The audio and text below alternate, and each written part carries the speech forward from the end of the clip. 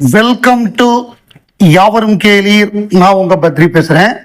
சென்னையில் இருக்கக்கூடிய VIT காலேஜுடைய alumni function, அதுல சீஃப் கெஸ்டா மக்கள் நீதி மையம் தலைவர் நாடாளுமன்ற உறுப்பினர் கமல்ஹாசன் அவர்கள் கலந்து கொண்டார்.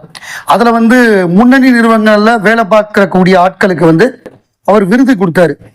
விஐடி வேந்தர் விஸ்வநாதன், அவர் ஏடிஎம்கே பீரியட்ல அமைச்சராக இருந்தவர், எம்ஜிஆர் பீரியட்ல அவரோட காலேஜ் தான் இது. அவங்க இந்த விழாவில் கமலஹாசன் கலந்துக்கணும் அப்படின்னு சொல்லி முன்னாடியே கூப்பிட்டுருந்தாங்க. இவங்களும் சரி. அப்புறம் திருமாவளவன், அவரோட பிறந்த நாள் இன்னைக்கு நைட்டு 11 மணிக்கு அவர் பேசணுமா. இது டைம் என்னங்கடா, நைட்டு 11 தான் விடிய விடிய கொண்டாடுவாங்க போல் இருக்கு. அதுக்கு கமல் நைட்டு 11 மணிக்கு பேசணும் அப்படின்னு அவங்க போட்டிருக்காங்க. இதெல்லாம் என்னன்னா அவங்க ஃப்ரெண்ட்லியா மூச்சை போட்டு டயத்தை வாங்கிட்டாங்க. வேற வழி இல்லாம அவர் போயிட்டு தான் ஆகணும். என்ன பண்றது, அது ஒரு பக்கம் இருக்கட்டும். இந்த நிகழ்ச்சியில நல்லா பேசினாரு. அவரை எடுத்த உடனே அந்த குத்து விளக்கு ஏத்த சொல்லுவாங்கல்ல, நீங்க அதெல்லாம் ஏத்துவீங்களா அப்படின்னு கேட்ட உடனே, நாங்க நாத்திகர்கள் கிடையாது, பகுத்தறிவுவாதிகள். இது அன்பு, அன்பால் ஏற்றப்படுகிற அறிவு விளக்கு, அறிவு ஒளி, அதை ஏத்தி தான் ஆகணும். இதை ஏத்துற தகுதி எனக்கு இருக்கான்னு தெரியல. அதனால மத்தவங்க ஏத்துனாங்க, நான் தூண்டுகோலா இருந்து அதை தூண்டி கொடுத்தேன். எனக்கு ஒரு பாடல் வரி தான் ஞாபகம் வந்தது. ஆத்திகம் பேசும் அடியாருக்கெல்லாம் அன்பே சிவமாகும், நாத்திகம் பேசும் நல்லவருக்கு சிவமே அன்பாகும் அப்படின்னு சொல்லி, நாங்கள்லாம் நாத்திகர்கள் கிடையாது, பகுத்தறிவுவாதிகள்.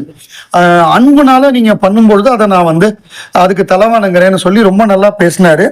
அதுக்கப்புறம் சுதந்திரம் அப்படிங்கிறது அந்த ஆகஸ்ட் 15 மட்டும் கொண்டாடப்படக்கூடிய ஒரு நிகழ்வு கிடையாது, அது மட்டும் வர்றதில்லை.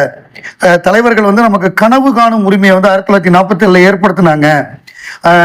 ஆனா இப்ப சுதந்திரங்கிறது நமக்கு ஃப்ரீடம் ஆஃப் ஸ்பீச், நம்மளுடைய ரைட்ஸ், இதெல்லாம் நம்ம அரிதாதான் பயன்படுத்தக்கூடிய லெவல்ல தான் இன்னைக்கு சுதந்திரம் இருக்கு.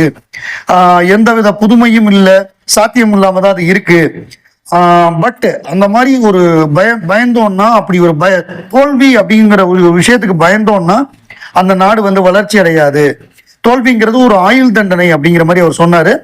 எந்த மொழியிலுமே மிக துணிச்சலான வாக்கியம் நான் மீண்டும் முயற்சிப்பேன் என்பதுதான் அப்படின்னு சொல்லி, நம்ம பயம் இல்லாமல் தைரியமா இருக்கணும், தைரியமா நம்மளுடைய கருத்துக்களை வலியுறுத்தணும்னு நல்லா பேசினாரு. பிரமாதமா இருந்தது விஐடியில் அவருடைய ஸ்பீச்.